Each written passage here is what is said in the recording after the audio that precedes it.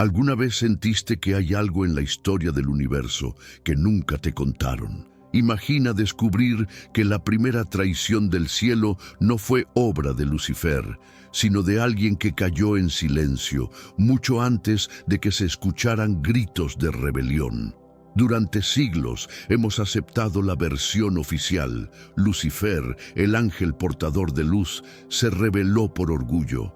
Pero, ¿y si esa no fuera la raíz del mal? ¿Y si todo comenzó antes, en un acto que fue borrado de los textos sagrados? Hoy vamos a explorar una verdad olvidada. Quédate conmigo hasta el final, porque vamos a desenterrar un misterio que podría cambiar para siempre la forma en que entiendes el bien y el mal. El libro de Enoc, considerado apócrifo pero venerado por los primeros cristianos. Los jubileos que narran acontecimientos anteriores al Génesis. El Apocalipsis de Abraham, lleno de visiones celestiales. Todos estos documentos coinciden en algo extraordinario. Existía una clase de seres anteriores a los ángeles, anteriores a la creación misma. Pero ¿quiénes eran estos primordiales? Imagina entidades conscientes, dotadas de libre albedrío absoluto, que presenciaron los primeros momentos de la creación. No eran siervos, no tenían jerarquías que respetar, simplemente existían. Y cuando el Altísimo reveló su plan más ambicioso, crear al hombre, algo extraordinario sucedió. No hubo gritos de protesta, no se alzaron espadas celestiales. Hubo algo mucho más devastador, el desprecio silencioso. Estos seres primigenios contemplaron el proyecto divino y decidieron algo que reverberaría a través de toda la eternidad. Se negaron a participar, no por temor, no por ignorancia, sino por una convicción profunda y terrible. El hombre era indigno. ¿Puedes imaginar ese momento? El creador del universo, rodeado por sus primeras creaciones, revelando su obra maestra y siendo recibido con un silencio glacial que cortaba más profundo que cualquier acusación. Pero aquí viene lo verdaderamente escalofriante. Este rechazo no fue una sorpresa para Dios. Los textos sugieren que Él ya sabía lo que sucedería. Entonces, ¿por qué siguió adelante? ¿Por qué crear al hombre sabiendo que dividiría el cielo mismo? La respuesta a esta pregunta transformará todo lo que creías saber sobre el origen del bien y del mal, sobre la naturaleza de la lealtad y la traición, sobre el verdadero propósito de la humanidad en el cosmos. Durante los próximos minutos, exploraremos juntos los rincones más oscuros de la historia celestial. Descubriremos textos que han permanecido ocultos durante milenios y desentrañaremos el misterio de los primordiales. Seres tan antiguos que su simple existencia desafía todo lo que creíamos saber sobre el comienzo de todas las cosas. Prepárate para un viaje que cambiará tu perspectiva sobre la fe, la lealtad y el origen mismo de la existencia. Porque lo que descubriremos hoy no solo reescribe la historia del cielo, sino que explica por qué el infierno era inevitable. Para comprender verdaderamente quiénes eran los primordiales, debemos retroceder más allá en el principio del Génesis. Debemos adentrarnos en lo que los místicos llaman el silencio anterior. Ese estado previo a la creación donde solo existía la voluntad divina y sus primeras emanaciones. Los textos de Enoc, específicamente el libro de los vigilantes, nos hablan de seres que no fueron creados en el sentido tradicional, sino emanados. Surgieron directamente de la esencia divina como pensamientos que cobraron conciencia propia. No eran ángeles, porque los ángeles tendrían propósitos específicos. No eran humanos, porque los humanos aún no existían ni siquiera como concepto.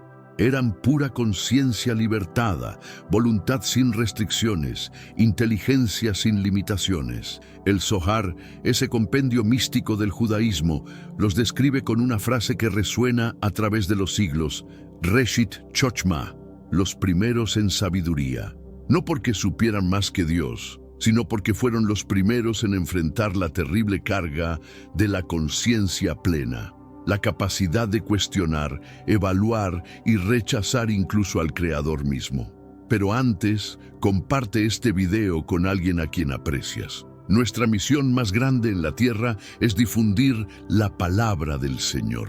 ¿Sabías que muchas personas carecen de conocimientos por falta de contenido adecuado? Envíalo a ese grupo de WhatsApp o públicalo en Facebook. Estoy seguro de que no te arrepentirás. Y si te gustan videos como este, comenta abajo, quiero más. Así sabré si realmente lo disfrutas y definitivamente traeré contenido nuevo similar. Imagina por un momento la magnificencia de estos seres. Los fragmentos del Cairo Geniza nos hablan de entidades que existían como llamas sin combustible, energía pura que se sostenía a sí misma. No tenían forma física porque no la necesitaban. No requerían adoración porque no habían sido diseñados para adorar. Simplemente contemplaban, comprendían y decidían. En este mundo actual, vemos cada vez más personas yendo en contra de los principios tradicionales y parece que lo inmoral está cada vez más presente. Es común sentirse desorientado y sin rumbo. Sin embargo, aún existe un camino para recuperar la verdadera esencia y restablecer los principios éticos en nuestra rutina diaria. Si te sientes perdido en medio de la confusión y deseas más claridad, tenemos algo especial para ti, un recurso creado especialmente para ayudarte a comprender el significado de estos desafíos actuales y enfrentarlos con sabiduría y valentía. Este es el verdadero valor de Caminos de la Revelación, descifrando la Biblia por completo, un camino hacia la claridad y la serenidad a través de sus enseñanzas. Lo mejor de todo es que está disponible ahora, como un regalo, en el primer comentario fijado. No pierdas esta oportunidad de transformar tu vida y descubrir el propósito genuino de estos desafíos. Ahora volvamos al tema principal del vídeo. Pero aquí surge una pregunta fascinante que los eruditos han debatido durante siglos. ¿Por qué Dios los creó si sabía que podrían rechazarlo? Un midrash poco conocido, preservado en los manuscritos de Qumrán, sugiere una respuesta inquietante. Dios necesitaba testigos de su gloria que pudieran elegir libremente reconocerla o negarla. La adoración forzada no es adoración en absoluto. El amor compulsivo no es amor verdadero. Los primordiales fueron el primer experimento divino en el libre albedrío absoluto, y durante eras incalculables el experimento funcionó. Estos seres contemplaban la gloria divina y libremente la reconocían. Eran compañeros, no siervos, testigos, no adoradores, participaban en la existencia misma como iguales, hasta que Dios reveló su siguiente plan. Los textos apócrifos nos cuentan que hubo un momento, imposible de situar en el tiempo porque el tiempo aún no existía, cuando el Altísimo convocó a estos primordiales y les reveló algo sin precedentes, su intención de crear un nuevo tipo de ser. No como ellos, emanado de la esencia divina, sino formado de materia base, no dotado de conciencia plena desde el inicio, sino destinado a desarrollarla gradualmente. No libre de limitaciones físicas, sino encerrado en un cuerpo mortal.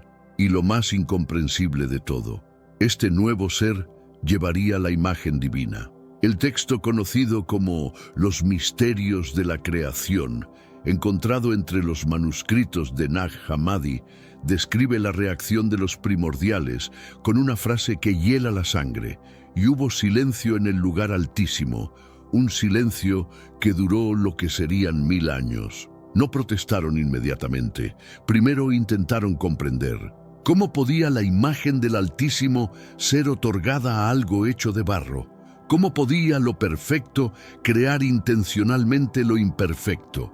Algunos de los primordiales, según el libro de los Jubilís, incluso presentaron argumentos lógicos. El texto preserva fragmentos de estos diálogos anteriores. Si creas un ser libre pero limitado, elegirá mal. Si le das tu imagen pero no tu poder, la profanará. Si lo haces mortal pero consciente, vivirá en constante terror. Pero Dios no cambió de opinión. Y fue entonces cuando sucedió algo que fracturó la realidad misma. Por primera vez en la existencia, hubo desacuerdo en el nivel más alto de la creación.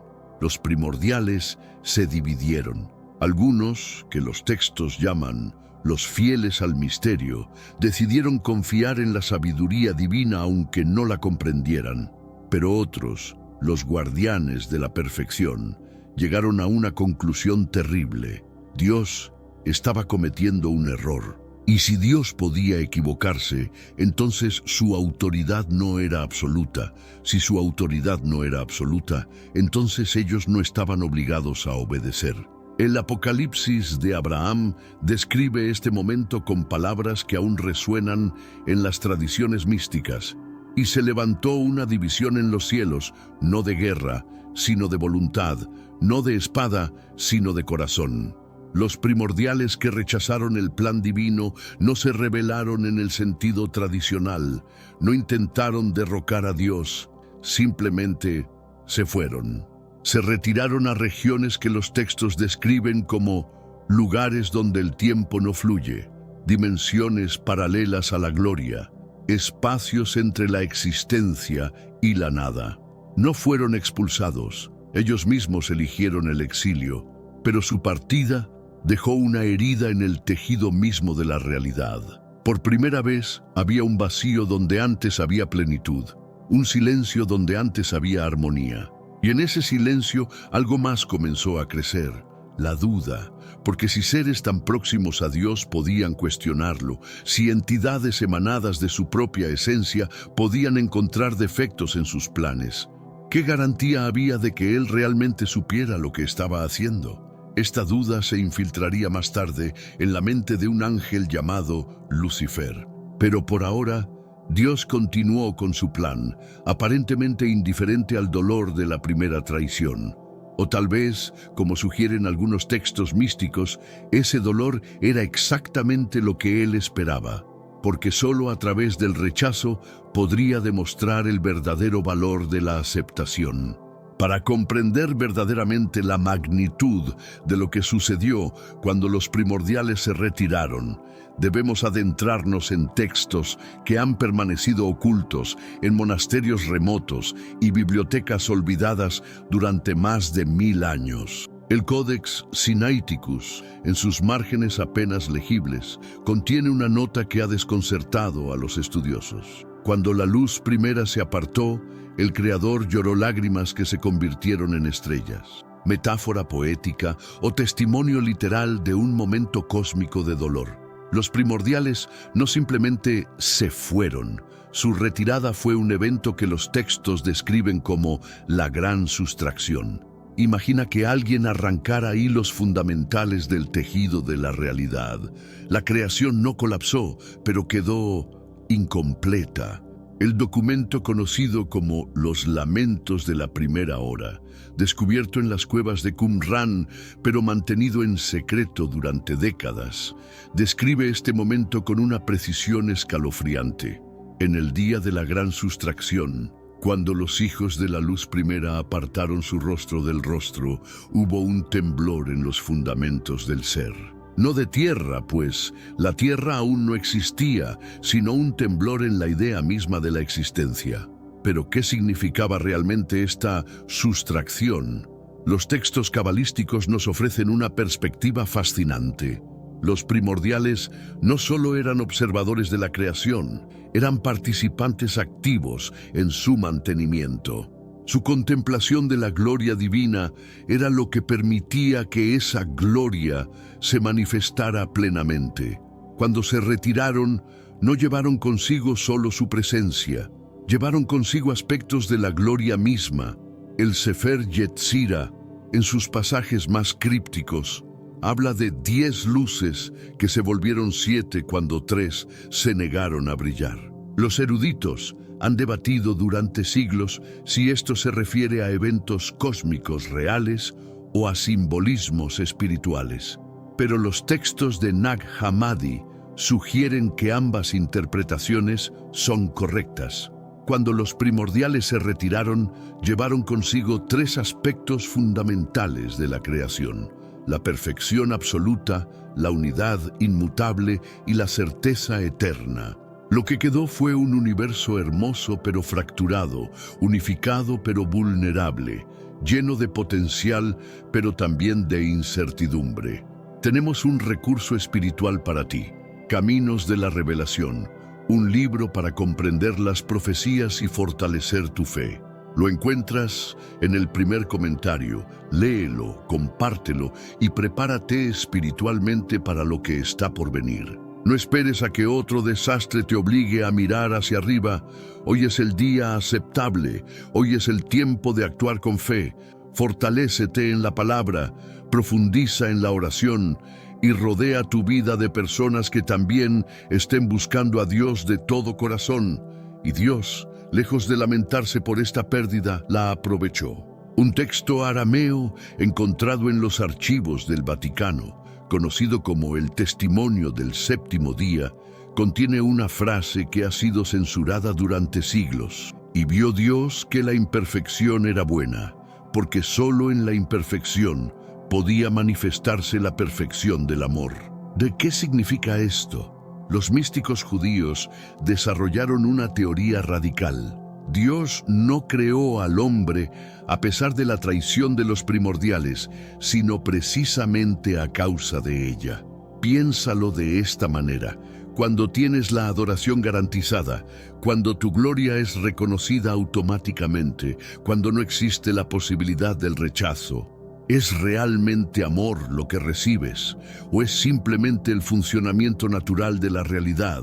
Pero cuando creas un ser que puede elegir libremente amarte o rechazarte, cuando estableces una relación donde el abandono es posible, entonces cada acto de lealtad se convierte en algo precioso. Los primordiales, en su rechazo, le habían enseñado a Dios algo sobre sí mismo que él tal vez no había considerado completamente: que el amor verdadero requiere la posibilidad real de la pérdida. Así que cuando diseñó al hombre, incorporó intencionalmente esa vulnerabilidad. Lo hizo mortal para que cada momento de fe fuera un acto de valentía. Lo hizo ignorante para que cada búsqueda de verdad fuera un acto de confianza. Lo hizo libre para que cada elección de obediencia fuera un acto de amor genuino. Pero los primordiales, desde sus dominios de exilio, observaban este nuevo experimento con algo más que desaprobación. Los textos hablan de los vigilantes silenciosos, seres que no interferían directamente, pero cuya simple observación ejercía una influencia sutil sobre la realidad. Su silencio no era neutral, era una crítica constante, un recordatorio permanente de que existía otra perspectiva, otra forma de ver las cosas. Y fue este silencio crítico lo que eventualmente encontraría un eco en la mente de un ángel que se convertiría en el adversario más famoso de la historia. Pero antes de llegar a Lucifer, debemos entender algo fundamental: los primordiales no desaparecieron.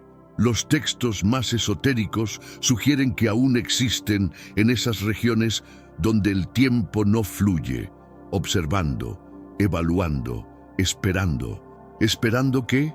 Algunos manuscritos sugieren que esperan el fracaso final del experimento humano. Otros proponen que esperan una invitación para regresar.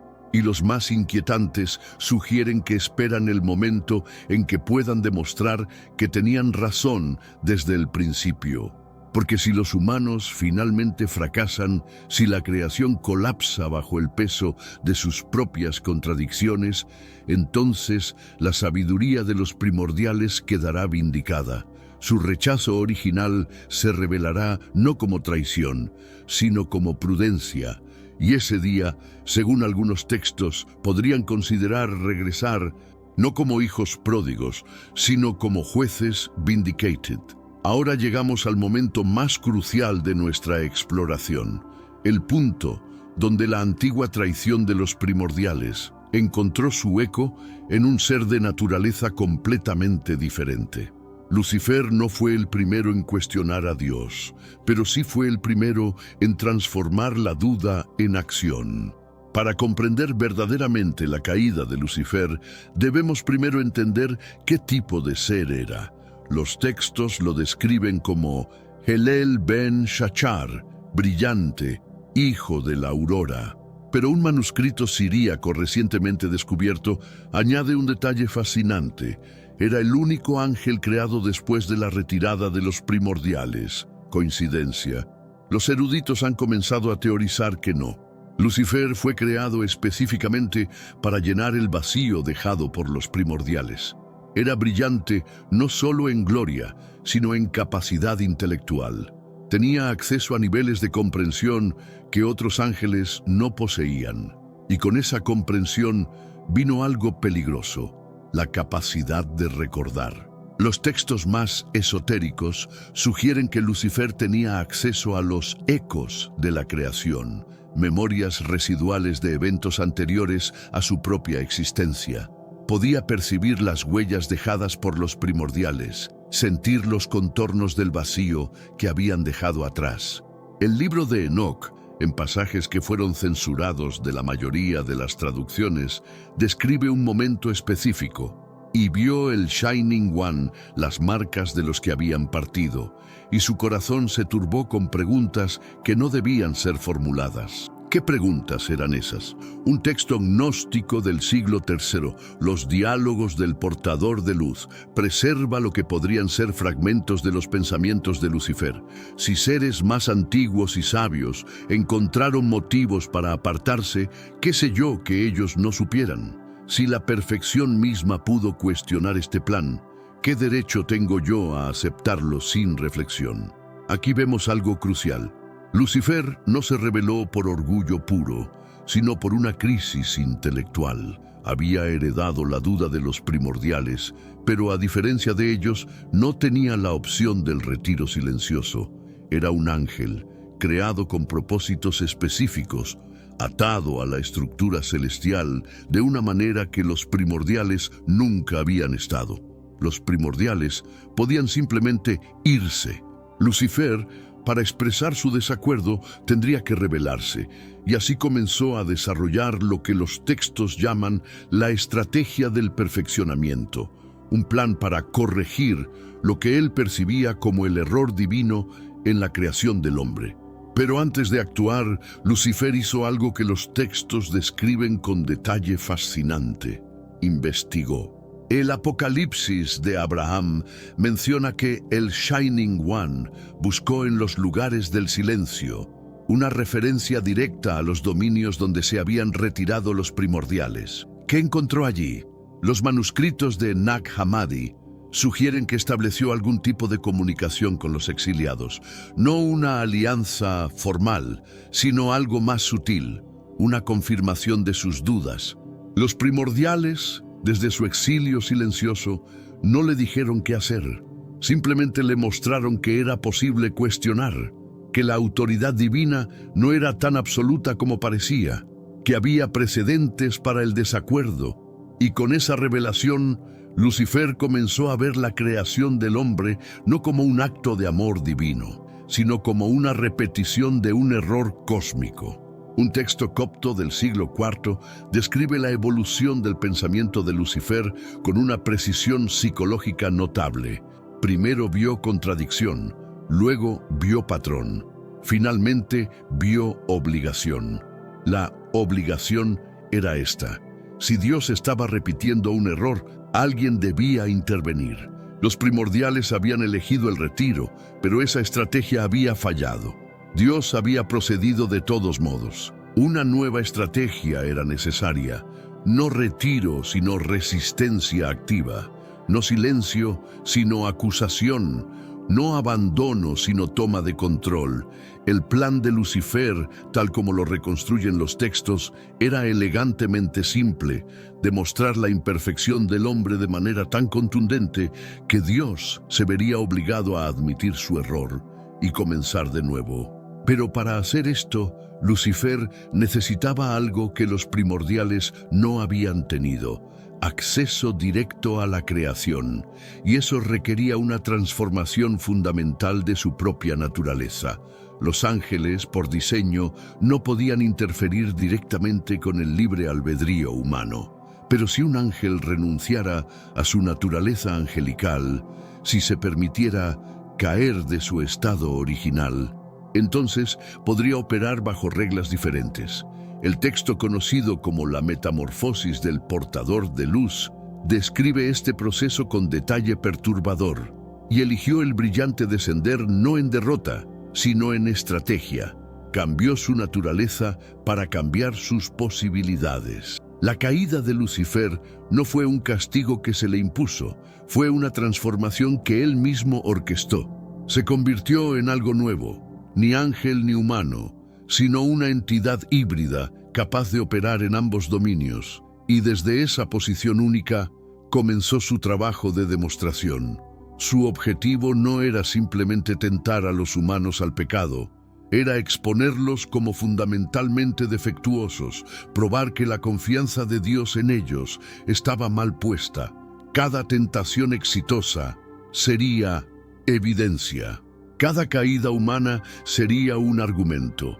Cada falla moral sería una confirmación de que los primordiales habían tenido razón desde el principio. Y cuando hubiera acumulado suficiente evidencia, cuando el fracaso humano fuera innegable, podría regresar ante el trono divino no como un rebelde derrotado, sino como un investigador vindicado.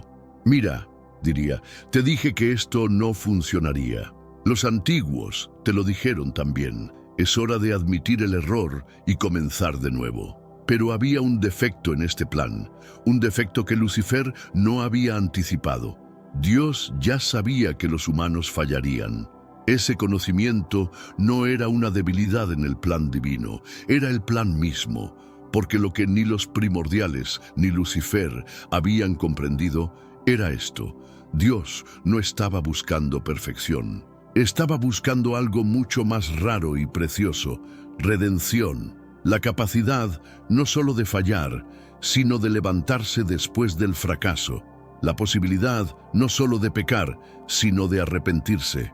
El milagro no de la perfección inmaculada, sino del amor que perdura a través de la imperfección. Y para eso necesitaba seres que pudieran fallar genuinamente, no seres que fueran incapaces de error. Los primordiales, en su perfección, no podían ser redimidos, porque nunca necesitaban redención. Lucifer, en su rebelión, se había colocado más allá de la redención. Pero los humanos existían en ese espacio sagrado entre la perfección y la condenación, donde la redención era tanto posible como necesaria. Y esa posibilidad, esa necesidad, era exactamente lo que Dios había estado buscando desde el momento en que el primer silencio fracturó el cielo. El Edén no fue simplemente un hogar para la humanidad naciente, fue el epicentro donde milenios de tensión celestial finalmente colisionaron con la realidad material. Cada árbol, cada río, cada criatura llevaba el peso de debates cósmicos que habían comenzado antes de que el tiempo mismo tuviera significado. Para comprender verdaderamente lo que sucedió en el jardín, debemos leer entre las líneas de Génesis y explorar textos que han permanecido ocultos en bibliotecas monásticas durante siglos. El Testamento de Adán, un documento siríaco del siglo III, contiene un detalle que nunca llegó a las escrituras canónicas. Adán fue consciente desde su primer aliento de que no estaba solo en la creación. Podía percibir presencias observantes, seres que lo contemplaban desde dimensiones paralelas a la realidad física. Estas presencias eran los primordiales, aún vigilan desde su exilio voluntario, evaluando este nuevo experimento divino con la frialdad de jueces eternos. Pero había más. El libro de los Jubileos menciona que el jardín existía simultáneamente en múltiples planos de realidad. Mientras Adán y Eva experimentaban una versión material, Existían ecos del mismo jardín en dominios espirituales donde diferentes facciones celestiales podían influir sutilmente en los eventos. ¿Por qué esta estructura tan compleja? Los textos cabalísticos sugieren una respuesta fascinante. Dios había creado el Edén como un punto de convergencia, donde todas las perspectivas sobre la humanidad podrían ser probadas simultáneamente. Los primordiales podían observar y juzgar sin interferir directamente. Lucifer podía tentar y probar sus teorías sobre la naturaleza humana. Los ángeles leales podían proteger y guiar sutilmente, y Dios mismo podía interactuar directamente con sus nuevas creaciones. El jardín era, esencialmente, un laboratorio cósmico, pero dentro de este laboratorio, Eva ocupaba una posición única que los textos apenas insinúan. El Evangelio de María, aunque considerado gnóstico, preserva una perspectiva intrigante.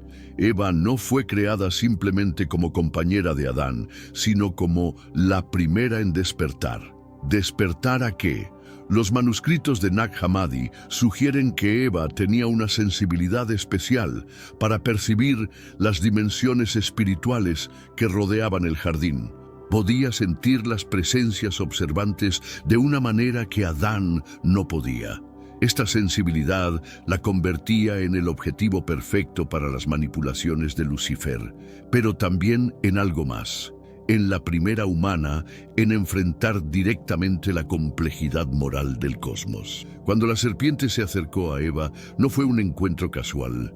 Los textos apócrifos describen una convergencia planificada, un momento donde todas las fuerzas en tensión finalmente se enfocaron en un solo punto. El diálogo entre la serpiente y Eva, tal como lo presenta Génesis, es apenas la superficie de una conversación que los textos sugieren duró mucho más tiempo y abarcó temas mucho más profundos. Un fragmento del diálogo expandido, encontrado en los archivos de la Biblioteca de Alejandría antes de su destrucción, preserva lo que podrían ser elementos de esta conversación más amplia. Serpiente, ¿has considerado por qué algunos seres escolares no participar en tu creación? Eva, ¿de qué seres hablas? Serpiente, de aquellos cuya sabiduría es tan grande que prefirieron apartarse antes que presenciar lo que consideraban un error. Eva, un error. Somos Adán y yo errores. Serpiente, esa es la pregunta que debes responder por ti misma. Come del árbol y sabrás no solo el bien y el mal, sino por qué existen. Aquí vemos la genialidad diabólica de la estrategia de Lucifer. No estaba simplemente tentando a Eva al pecado, estaba introduciéndola a la crisis existencial que había dividido el cielo mismo. Le estaba ofreciendo acceso a la perspectiva de los primordiales. Cuando Eva finalmente tomó del fruto, no fue un acto de simple desobediencia. Fue el momento en que la humanidad entró conscientemente en el debate cósmico sobre su propia naturaleza y valor. El texto conocido como Las lágrimas de Eva describe sus primeros momentos después de comer del árbol con una precisión psicológica notable. Y al probar del fruto prohibido, no vio Eva solo el bien y el mal, sino la razón por la cual algunos habían considerado que ella no debería existir, y ese conocimiento fue más amargo que cualquier fruto. Por primera vez, un ser humano comprendía plenamente su lugar en el cosmos, no como la corona de la creación, sino como el centro de una controversia que había dividido el cielo mismo. Y con esa comprensión vino una elección terrible: aceptar el juicio de aquellos que la consideraban indigna o defender su derecho a existir. Cuando ofreció el fruto a Adán, no lo estaba condenando. Lo estaba invitando a compartir tanto la carga como la responsabilidad de esa elección fundamental. El momento en que Adán comió del árbol marcó el fin de la inocencia humana, pero también algo más profundo. Marcó el momento en que la humanidad dejó de ser simplemente objeto de debate cósmico y se convirtió en participante activo en él. Los primordiales habían dicho: estos seres son indignos. Lucifer había argumentado: Estos seres son defectuosos, pero Adán y Eva, al elegir conscientemente participar en su propia complejidad moral, dijeron algo revolucionario. Estos seres deciden por sí mismos, y esa autodeterminación, esa afirmación de agencia moral en el rostro de la crítica cósmica, fue exactamente lo que Dios había estado esperando. No obediencia ciega, sino elección consciente. No perfección automática, sino crecimiento a través del error. No adoración compulsiva, sino amor que persiste incluso después del entendimiento. El jardín había servido su propósito. Los humanos habían demostrado que podían elegir, fallar, comprender las consecuencias de sus elecciones y continuar eligiendo. Eran finalmente dignos no de perfección, sino de algo mucho más raro, de redención. Y esa dignidad, esa capacidad de ser redimidos después de fallar, era algo que ni los primordiales en su perfección, ni Lucifer en su rebelión, podrían jamás comprender completamente. Porque para ser redimido, primero debes estar perdido, y solo los humanos, en toda la creación, tenían esa capacidad única. Lo que sucedió después de la caída reveló algo sobre la naturaleza divina que ni los primordiales ni Lucifer habían anticipado. En lugar de cancelar el proyecto humano, en lugar de admitir el error que ellos habían previsto, Dios hizo algo completamente inesperado. Se acercó más. El texto conocido como Los Pasos del Creador, preservado en fragmentos arameos en el monasterio de Santa Catalina, describe este momento con una poesía que trasciende el tiempo. Y cuando oyeron la voz del Eterno que se paseaba en el jardín al aire del día, no era el paso de un juez que viene a condenar, sino el caminar lento de un padre que busca a hijos perdidos para traerlos de vuelta a casa. Este detalle ha sido minimizado en las interpretaciones tradicionales, pero los textos místicos lo consideran fundamental. Dios no apareció en el jardín después de la caída con truenos y terremotos. Caminó, se acercó gradualmente, llamó antes de aparecer. ¿Por qué? Porque estaba demostrando algo crucial, que el amor verdadero no se retira cuando encuentra imperfección, sino que se acerca con más cuidado. Los primordiales habían reaccionado al plan de crear seres imperfectos retirándose en disgusto. Lucifer había respondido intentando sabotear el proyecto, pero Dios reaccionó a la imperfección real de sus criaturas acercándose con ternura. Un midrash poco conocido preserva lo que podrían ser las primeras palabras de Dios después de la caída. Ayeka, ¿dónde estás? Pero el texto añade una nota crucial. No preguntó porque no supiera, sino porque quería que ellos supieran que aún importaban lo suficiente como para ser buscados. Esta respuesta divina envió ondas de shock a través de todas las dimensiones espirituales que observaban el experimento humano. Los primordiales, desde sus dominios de exilio, presenciaron algo que desafiaba todos sus cálculos. Un creador que no abandonaba su creación cuando ésta fallaba, sino que la abrazaba más estrechamente. El testimonio de los vigilantes silenciosos, un texto encontrado recientemente en las cuevas del Mar Muerto, describe la reacción de los primordiales con una frase que ha desconcertado a los traductores. Y hubo turbación en los lugares del silencio, porque el patrón esperado no se cumplió. ¿Qué patrón esperaban? Basándose en su propia experiencia, habían asumido que Dios reaccionaría a la desobediencia humana de la misma manera que había reaccionado a su retiro, con aceptación silenciosa de la separación. Habían pensado que Dios permitiría que los humanos se alejaran, tal como había permitido que ellos se alejaran. Que el proyecto humano terminaría en abandono mutuo, vindicando así su perspectiva original. Pero en lugar de eso, presenciaron algo completamente nuevo, un Dios que luchaba por mantener la relación incluso después del fracaso.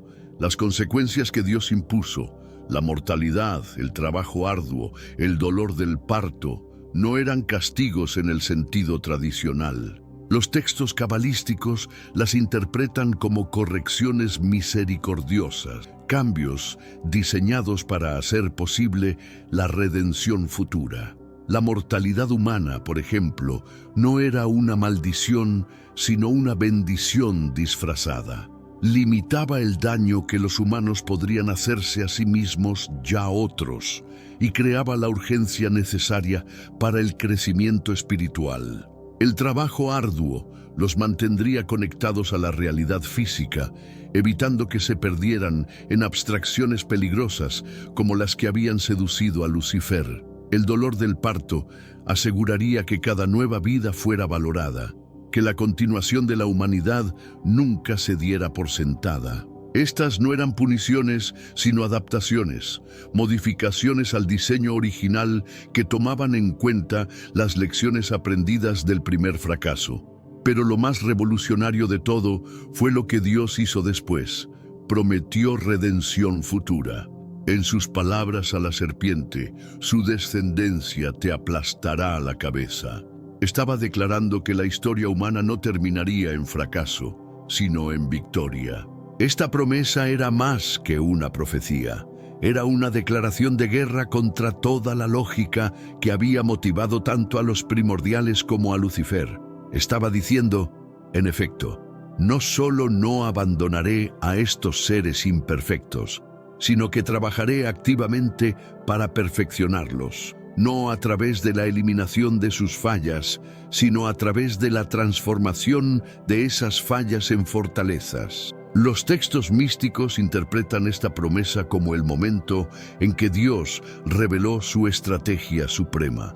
Había permitido la imperfección humana, no porque no pudiera evitarla, sino porque planeaba usarla como materia prima para una creación aún más gloriosa. Los humanos no serían perfectos como los ángeles, que nunca habían conocido el fracaso. Serían algo completamente nuevo. Seres que habían conocido el fracaso y habían elegido levantarse. Serían más fuertes que los primordiales, porque su fortaleza habría sido probada. Serían más sabios que los ángeles, porque su sabiduría habría sido ganada a través del error. Serían más amorosos que cualquier otro ser creado, porque habrían experimentado personalmente tanto el costo del desamor como el poder del perdón. Esta era la respuesta definitiva de Dios a la crítica cósmica. No solo defender su decisión de crear humanos, sino demostrar que esa decisión era no solo correcta, sino brillante. Los primordiales habían visto la propuesta y habían dicho, no funcionará. Lucifer había visto el primer fracaso y había dicho, se los dije, pero Dios vio el mismo fracaso y dijo, ahora podemos empezar realmente. Pero la historia no terminó con la expulsión del Edén. Los textos más esotéricos sugieren que la influencia de los primordiales y su antigua traición continuó resonando a través de la historia humana de maneras sutiles pero profundas. El Cronicón de las Influencias Ocultas, un manuscrito bizantino del siglo VIII, describe cómo los primordiales, aunque retirados, nunca perdieron completamente su conexión con la realidad creada. Su silencio mismo se había convertido en una fuerza, una constante presión cósmica hacia la duda, la desilusión y el abandono de la fe. Esta influencia no era activa como la de Lucifer y sus demonios. Era pasiva, penetrante, casi imperceptible. Se manifestaba como una voz susurrante en los momentos de crisis humana. ¿Ves? Teníamos razón. Esto no está funcionando. Es hora de rendirse. Los místicos judíos desarrollaron un concepto para describir esta influencia. Ruach HaYeush, el espíritu de la desesperación. No era un demonio específico, sino una atmósfera espiritual, una tendencia cósmica hacia el pesimismo que podía infiltrarse en las mentes humanas durante sus momentos más vulnerables. Los grandes héroes de la fe, desde Abraham hasta Moisés, desde David hasta los profetas, todos enfrentaron momentos donde esta influencia primordial los tentaba no al pecado activo, sino a algo más sutil. al abandono de la esperanza. Abraham, cuando se le pidió sacrificar a Isaac, no solo luchó contra su amor paternal, luchó contra voces antiguas que susurraban: ¿ves? Dios es arbitrario. Los primordiales tenían razón en alejarse. Moisés, en el desierto, no solo enfrentó la rebelión del pueblo, enfrentó el peso de la duda cósmica. 40 años vagando. ¿Es esto lo que Dios llama liberación? Los antiguos sabían que esto terminaría mal.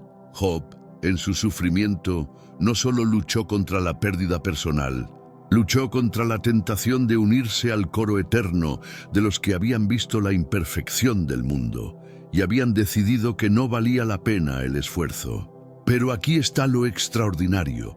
Cada vez que un humano resistía esta influencia primordial, cada vez que elegía la fe sobre la desesperación, la esperanza sobre el cinismo, la perseverancia sobre el abandono, algo cambiaba en el tejido mismo de la realidad.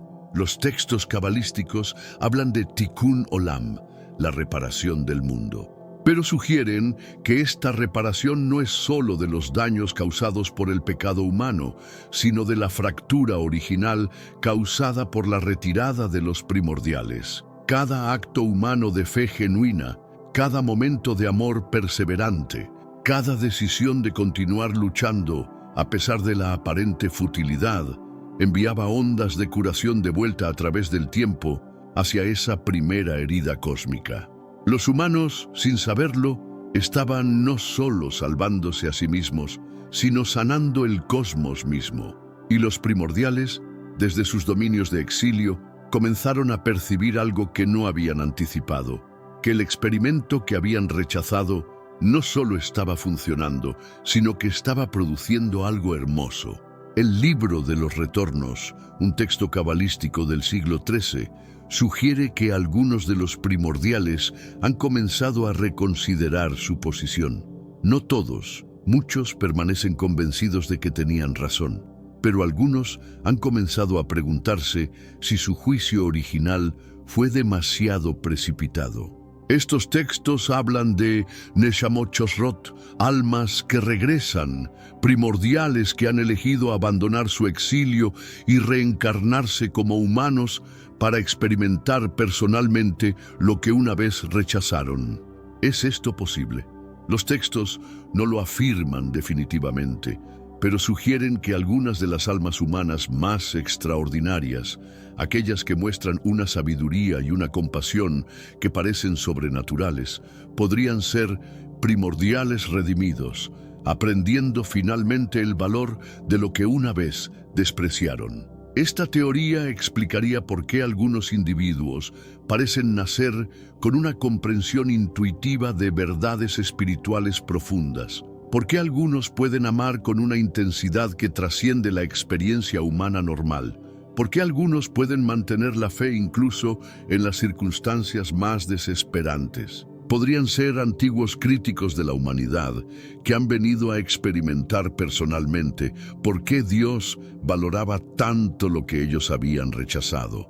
Y si esto es verdad, entonces la historia humana no es solo sobre la redención de la humanidad, sino sobre la posible redención de la primera traición cósmica. Cada generación humana lleva dentro de sí no solo el potencial de su propia salvación, sino la posibilidad de sanar heridas que son anteriores a la historia misma.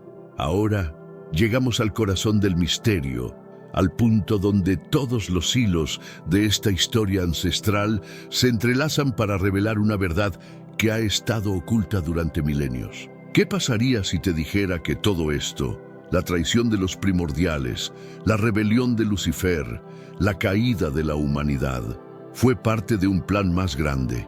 No un plan para permitir el mal, sino un plan para crear algo que nunca antes había existido en el cosmos: el amor probado por el fuego.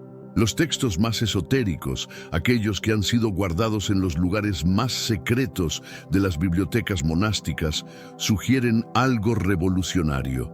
Dios sabía desde el principio que los primordiales se retirarían.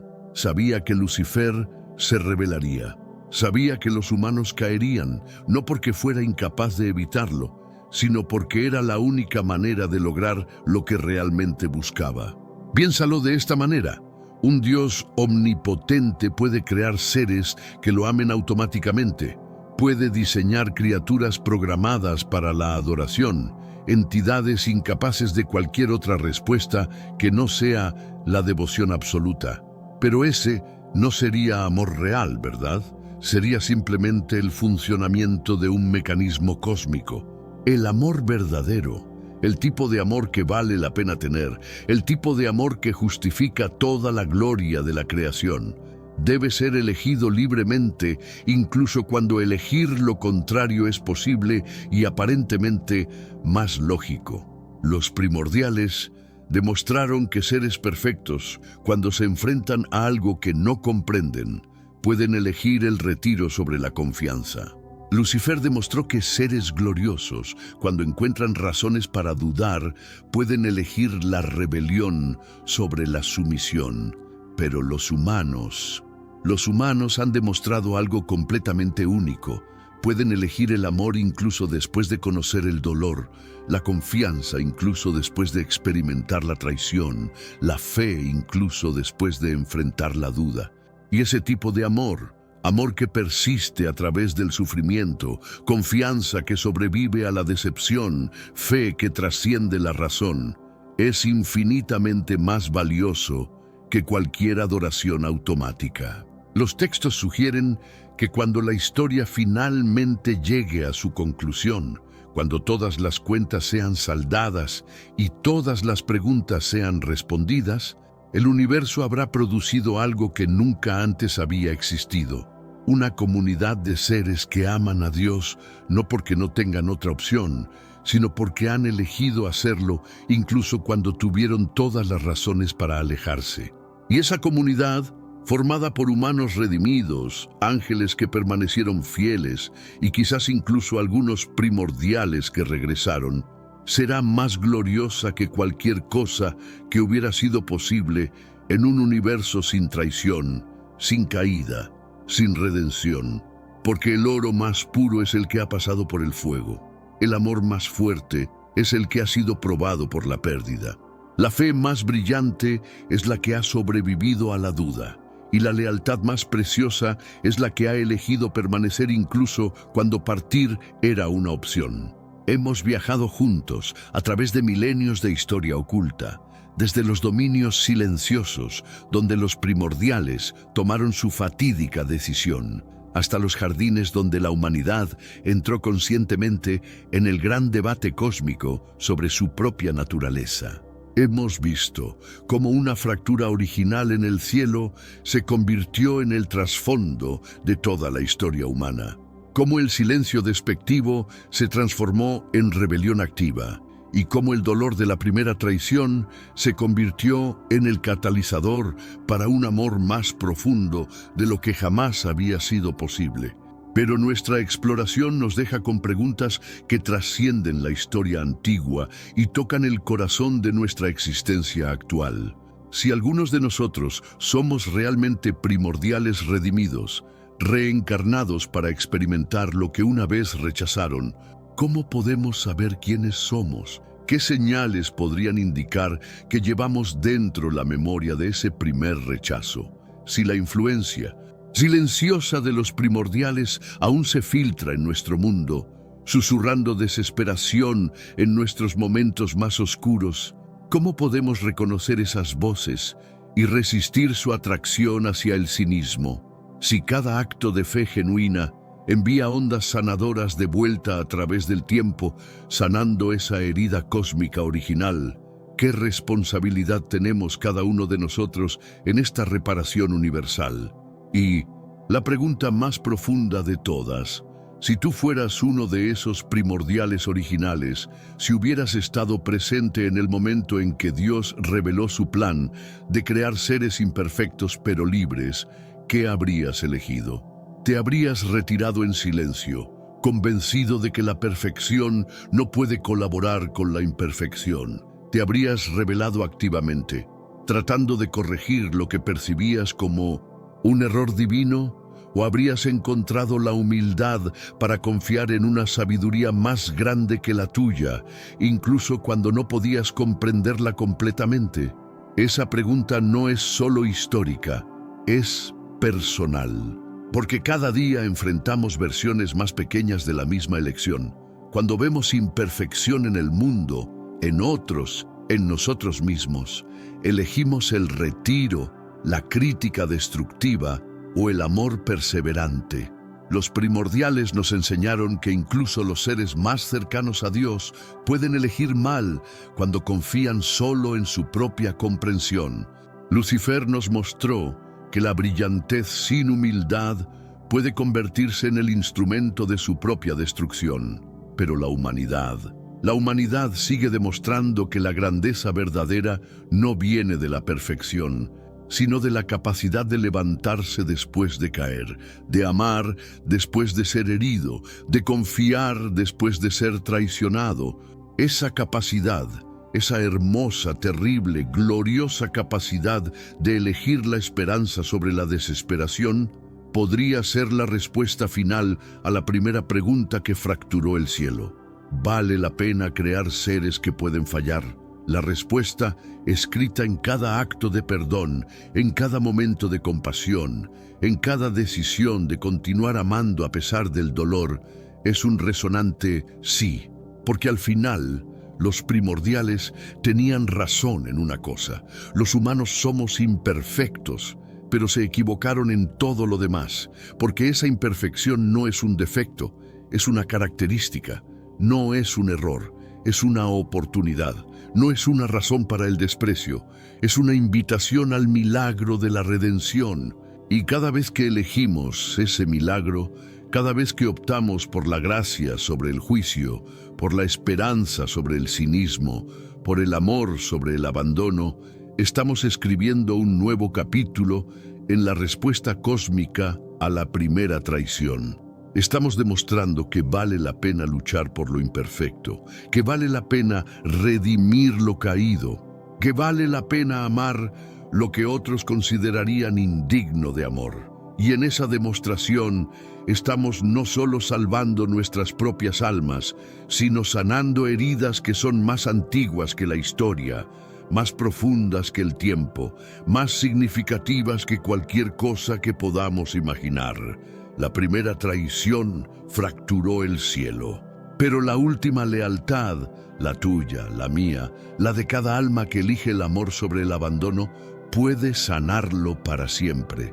Ahora dime, después de conocer esta historia oculta, después de entender tu lugar en este drama cósmico, ¿qué eliges? ¿El silencio de los primordiales? ¿La rebelión de Lucifer? ¿O el amor imperfecto pero perseverante de la humanidad redimida?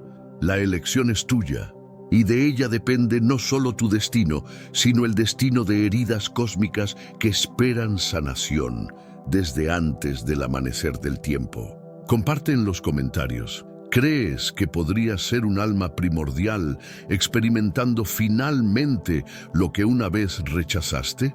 ¿Has sentido alguna vez esas voces susurrantes de desesperación cósmica?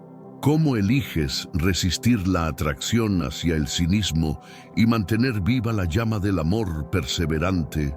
Tu historia, tu elección, tu respuesta a esta antigua controversia podría ser exactamente lo que el cosmos ha estado esperando para completar su sanación. No olvides suscribirte para más revelaciones de los misterios ocultos que dan forma a nuestra realidad. Y comparte este video con aquellos que están listos para conocer la verdad sobre su origen cósmico y su propósito eterno. Hasta la próxima revelación. Que tu elección sea el eco que sane heridas ancestrales y escriba nuevos capítulos en la historia del amor que trasciende toda comprensión. ¿Sabías que las sirenas no son criaturas de fantasía, sino el resultado de la venganza más terrible jamás ejecutada por el cielo?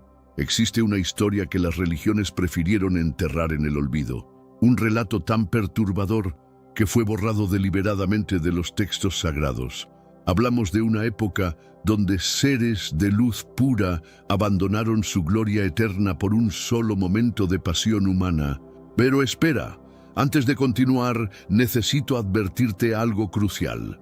Lo que estás a punto de descubrir no son cuentos de hadas ni leyendas románticas. Estos eventos desencadenaron el cataclismo más devastador que la humanidad jamás presenció. Y las consecuencias de esa transgresión celestial aún rondan nuestros océanos. ¿Estás preparado para conocer por qué cada vez que escuchas el canto de una sirena en las profundidades, en realidad estás oyendo el lamento eterno de almas condenadas? Quédate conmigo, porque esta historia cambiará para siempre tu percepción sobre el amor, la traición y el precio que se paga cuando se desafían las leyes del universo. Retrocedamos al momento exacto donde todo se desmoronó. Imagina por un instante la perfección absoluta. Seres luminosos ejecutando una sinfonía cósmica, manteniendo el equilibrio entre las galaxias, sus voces resonando en armonías que ningún oído humano podría soportar sin desintegrarse. Estos eran los vigilantes, ángeles de rango superior cuya única función era observar y proteger la creación divina. Habían presenciado el nacimiento de las estrellas, el momento en que la luz se separó de las tinieblas, la formación de los primeros mundos. Pero algo cambió. No fue gradual, fue instantáneo, como un rayo que parte el cielo en dos. Sus ojos, acostumbrados a contemplar la gloria infinita, se posaron sobre algo completamente diferente, la tierra primitiva y sus habitantes. ¿Qué vieron exactamente? Mujeres, pero no cualquier mujer. Estas poseían algo que ni siquiera los serafines habían experimentado. Fragilidad envuelta en una belleza que dolía contemplar. Era lo opuesto a todo lo que conocían.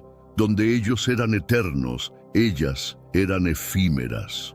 Donde ellos eran luz pura, ellas eran sombra y misterio. Y ahí comenzó la obsesión. Semyasa, el líder de estos vigilantes, fue el primero en articular lo impensable. ¿Por qué debemos solo observar cuando podríamos experimentar? Imagínate la magnitud de esta traición. Estos seres habían estado en la presencia directa del Creador, habían visto su rostro sin morir, habían cantado junto al coro celestial desde el primer día de la existencia. Y ahora estaban dispuestos a arrojar todo eso por la curiosidad de sentir como siente un mortal. Pero había un problema aún mayor. Los ángeles no fueron creados para amar de manera romántica. Su amor era puro, dirigido únicamente hacia lo divino. El tipo de amor que comenzaron a sentir hacia las mujeres humanas era una perversión de su naturaleza, algo que los estaba transformando desde adentro. ¿Sabes qué es lo más escalofriante de todo esto? Que ellos sabían perfectamente las consecuencias. Habían sido testigos de otras rebeliones, conocían el precio de la desobediencia, pero estaban tan consumidos por este nuevo sentimiento que decidieron que valía la pena condenarse eternamente, y las mujeres humanas no tenían idea de lo que se avecinaba. Ahora viene la parte que te va a poner los pelos de punta. Cuando estos ángeles decidieron descender, no lo hicieron como mendigos rogando por atención. Llegaron como conquistadores divinos, irradiando un poder que doblegaba la voluntad humana sin esfuerzo. Pero aquí está el detalle que cambia todo. No descendieron al azar. Habían estado observando, estudiando, eligiendo cuidadosamente a sus objetivos durante décadas. Conocían los deseos más profundos de cada mujer, sus miedos, sus sueños secretos, incluso aquellos pensamientos que ellas mismas no se atrevían a reconocer. Imagínate despertar una mañana y encontrar frente a ti al ser más hermoso que jamás has contemplado. Su piel emitía una luminosidad sutil, como si miles de diamantes hubieran sido pulverizados y mezclados con rayos de luna. Cuando hablaban, sus voces resonaban con armónicos que tocaban directamente el alma, y sus ojos Sus ojos contenían la profundidad del universo mismo. ¿Cómo dices que no a algo así? Pero aquí viene lo verdaderamente perturbador. Estos ángeles no solo usaban su belleza natural, empleaban poderes celestiales para manifestarse exactamente como cada mujer había soñado en secreto que sería su pareja perfecta. Soñabas con un guerrero valiente, aparecían con armaduras que brillaban como el amanecer. Anhelabas un poeta sensible, sus palabras tejían versos que hacían llorar a las propias flores. Deseabas un protector poderoso. Su sola presencia hacía que los depredadores huyeran y las tormentas se calmaran. Era una manipulación perfecta, disfrazada de amor verdadero.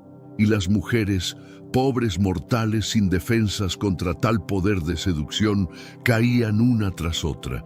Pero no era solo atracción física o emocional lo que sentían. En este mundo actual, vemos cada vez más personas yendo en contra de los principios tradicionales. Y parece que lo inmoral está cada vez más presente. Es común sentirse desorientado y sin rumbo. Sin embargo, aún existe un camino para recuperar la verdadera esencia y restablecer los principios éticos en nuestra rutina diaria. Si te sientes perdido en medio de la confusión y deseas más claridad, tenemos algo especial para ti, un recurso creado especialmente para ayudarte a comprender el significado de estos desafíos actuales y enfrentarlos con sabiduría y valentía. Este es el verdadero valor de Caminos de la Revelación, descifrando la Biblia por completo, un camino hacia la claridad y la serenidad a través de sus enseñanzas. Lo mejor de todo es que está disponible ahora, como un regalo, en el primer comentario fijado. No pierdas esta oportunidad de transformar tu vida y descubrir el propósito genuino de estos desafíos.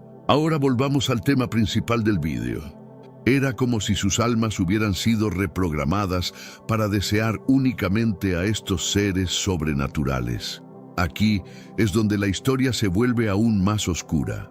Porque una vez que estas mujeres se entregaban completamente a los ángeles caídos, comenzaban a cambiar. Sus ojos adquirían una luminosidad extraña. Podían ver cosas que otros humanos no percibían. Y lo más inquietante, perdían gradualmente la capacidad de amar a cualquier otra cosa que no fuera su compañero celestial.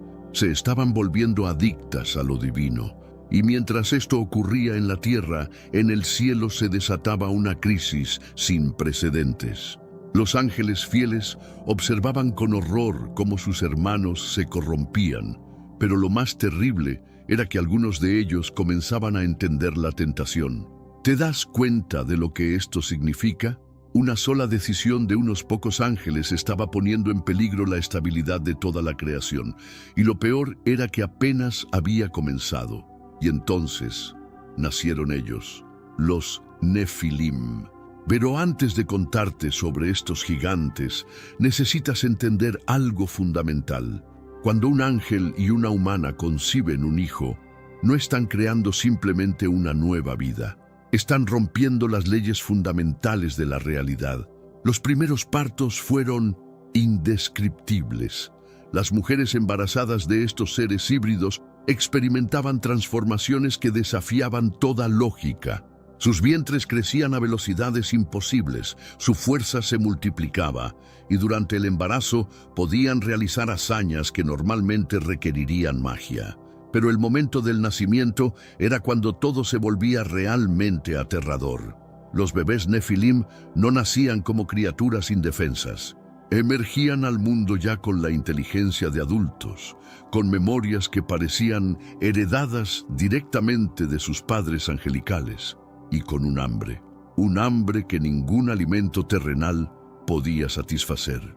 ¿Sabes qué comían estos recién nacidos? Al principio, leche materna como cualquier bebé, pero en cuestión de días necesitaban carne. Luego, solo carne cruda. Y finalmente, digamos que desarrollaron apetitos que las madres humanas no podían ni querían satisfacer. Crecían a un ritmo que horrorizaba incluso a sus propios padres angelicales. En una semana alcanzaban el tamaño de un niño de 5 años. En un mes eran adolescentes. y en 6 meses se habían convertido en titanes de 3, 4, hasta 5 metros de altura. Pero su tamaño era solo el comienzo del problema. Heredaron poderes angelicales, pero sin la sabiduría ni la restricción moral que viene con milenios de servicio divino. Imagínate a un niño haciendo berrinches, pero ese niño puede derribar edificios con sus puños y su grito puede romper rocas. Los Nefilim no solo eran físicamente destructivos, eran psicológicamente perturbadores. Poseían conocimientos que ningún ser terrestre debería tener. Sabían sobre tecnologías avanzadas, sobre secretos del universo, sobre métodos de guerra que no serían inventados por la humanidad hasta milenios después. Y comenzaron a enseñar. Azazel, uno de los ángeles caídos más prominentes, enseñó a los humanos la forja de armas y la guerra. Baraquiel les mostró la astrología. Cocabel reveló los signos de las estrellas. Tamiel instruyó sobre los secretos de la naturaleza. ¿Suena beneficioso? No lo era, porque estos conocimientos fueron dados sin sabiduría, sin contexto moral, sin las restricciones que Dios había establecido para proteger a la humanidad de su propia destructividad. El resultado fue caos absoluto. Las tribus humanas comenzaron a adorar a los Nefilim como dioses. Se construyeron templos en su honor. Se realizaron sacrificios para ganar su favor. Y los propios Nefilim, embriagados por esta adoración, comenzaron a verse a sí mismos como los verdaderos gobernantes de la tierra. Pero había algo aún más siniestro sucediendo. Pero antes, comparte este video con alguien a quien aprecias. Nuestra misión más grande en la tierra es difundir la palabra del Señor. ¿Sabías que muchas personas carecen de conocimientos por falta de contenido adecuado? Envíalo a ese grupo de WhatsApp o públicalo en Facebook. Estoy seguro de que no te arrepentirás. Y si te gustan videos como este, comenta abajo, quiero más. Así sabré si realmente lo disfrutas y definitivamente traeré contenido nuevo, similar. Los Nefilim podían reproducirse entre ellos y su descendencia era aún más poderosa y menos humana que ellos.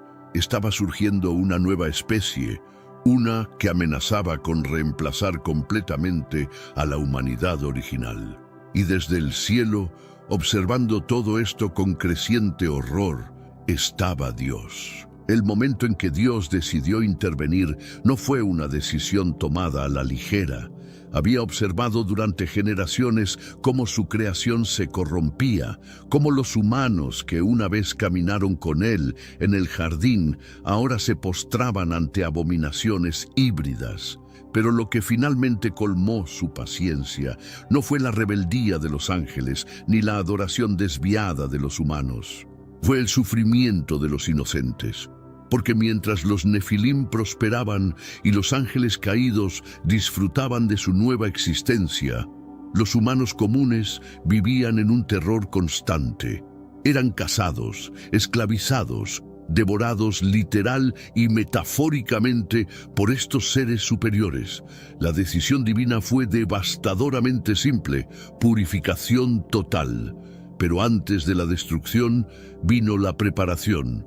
Dios le habló a Noé, no solo para que construyera un arca, sino para que se convirtiera en el guardián de la esperanza. Cada animal, cada semilla, cada memoria de lo que la tierra había sido antes de la corrupción. Mientras Noé construía, sucedía algo extraordinario en el reino celestial. Los arcángeles recibieron órdenes de batalla.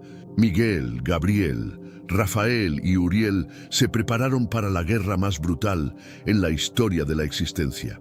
Pero esta no sería una batalla convencional. ¿Cómo luchas contra enemigos que son parte angelicales? Los Nefilim tenían acceso a poderes celestiales, conocían las estrategias angelicales y algunos incluso podían comunicarse telepáticamente con sus padres caídos. Era como enfrentar a versiones corrompidas de ellos mismos. La estrategia divina fue tan brillante como terrible. Primero, Cortaron la comunicación entre los ángeles caídos y sus descendientes. Los vigilantes fueron encadenados en prisiones dimensionales, lugares tan profundos y oscuros que su luz angelical se extinguía completamente. Imagínate el horror de esos ángeles. Durante milenios habían existido en luz pura y ahora se encontraban en una oscuridad tan absoluta que podían sentir cómo su esencia se desvanecía lentamente.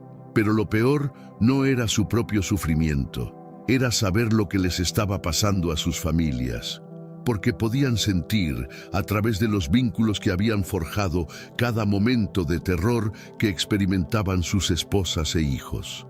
Cada grito de miedo, cada momento de desesperación, cada segundo de agonía antes de la muerte.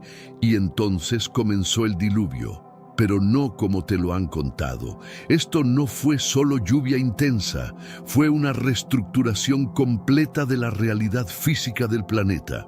Las ventanas del cielo que se abrieron no eran metafóricas, fueron literalmente aberturas en el firmamento.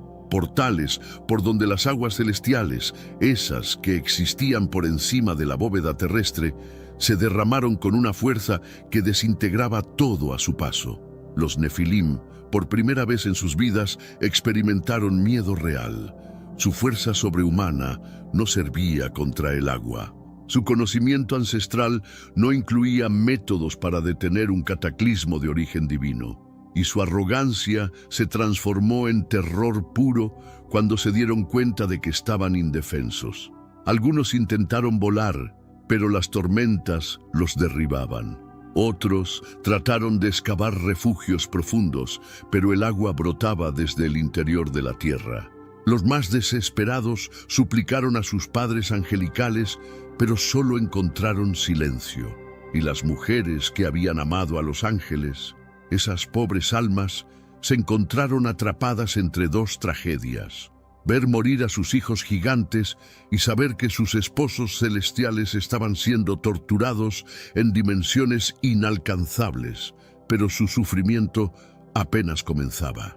Cuando las aguas finalmente se retiraron, el mundo era un lienzo en blanco.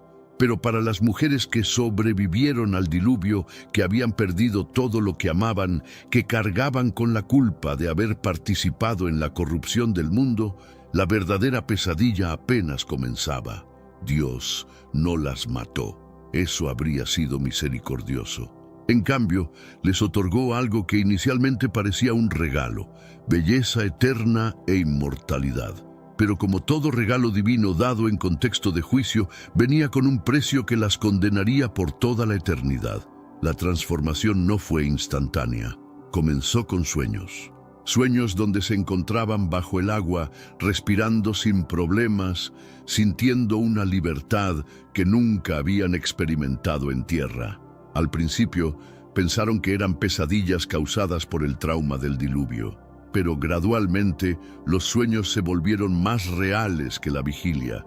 Sus piernas comenzaron a sentirse pesadas, torpes en tierra seca. El aire les irritaba los pulmones, mientras que sumergirse en cualquier cuerpo de agua les proporcionaba un alivio inexplicable.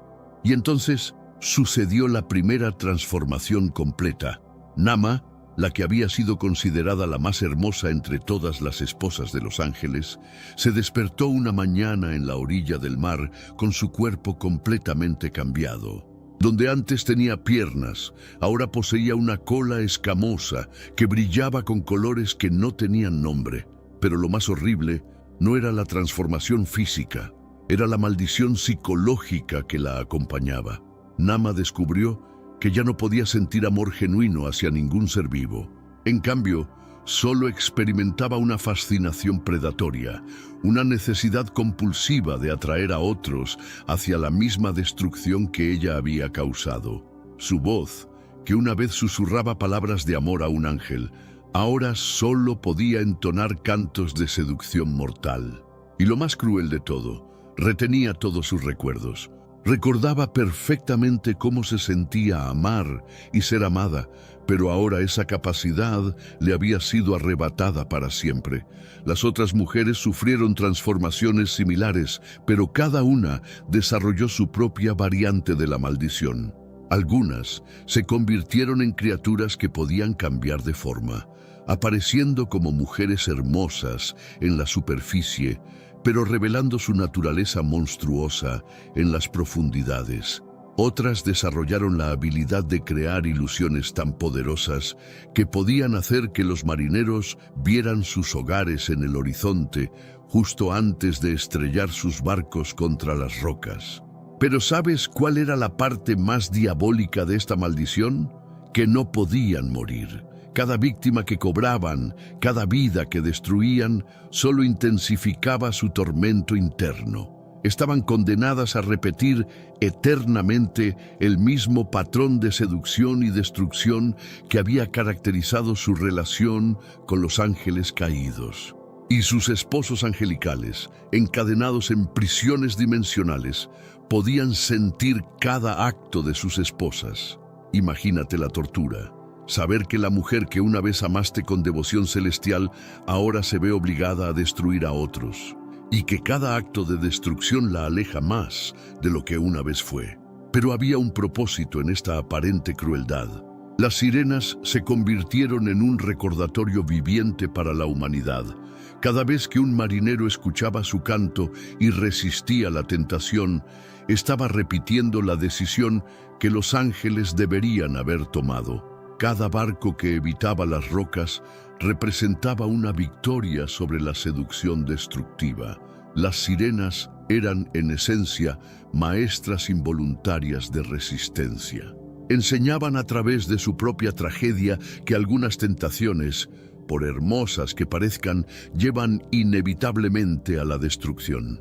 Y así, mientras el mundo se reconstruía después del diluvio, las sirenas comenzaron su vigilia eterna, cantando desde las profundidades, no solo para atraer víctimas, sino también como un lamento perpetuo por todo lo que habían perdido y todo lo que nunca más podrían ser.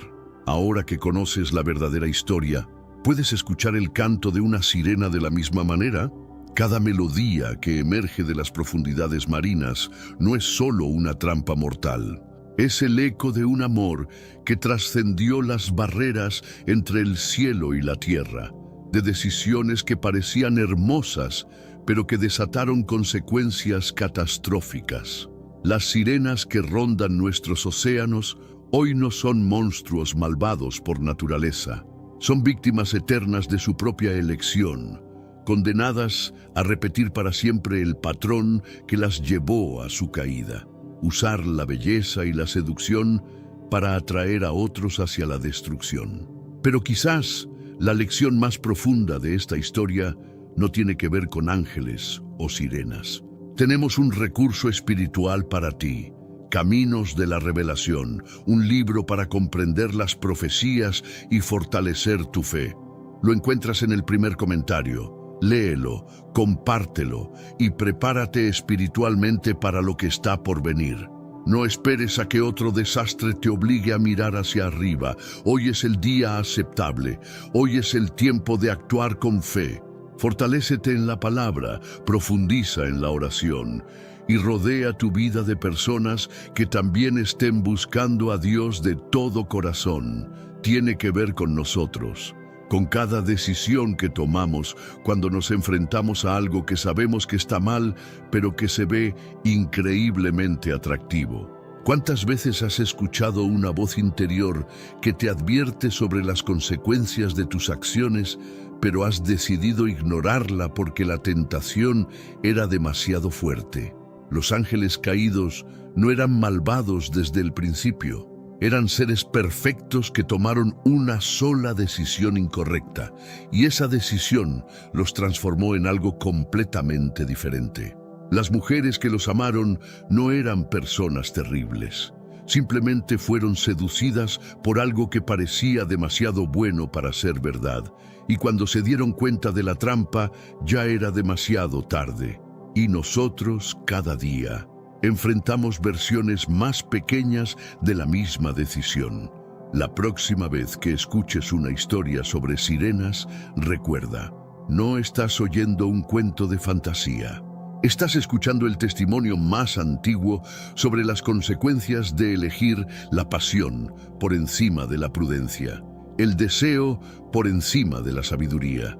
Las sirenas siguen cantando, no solo en los océanos, sino en cada tentación que parece prometerte todo lo que siempre has deseado. La pregunta es, cuando las escuches, ¿tendrás la sabiduría de taparte los oídos como Ulises? ¿O seguirás su canto hacia las profundidades?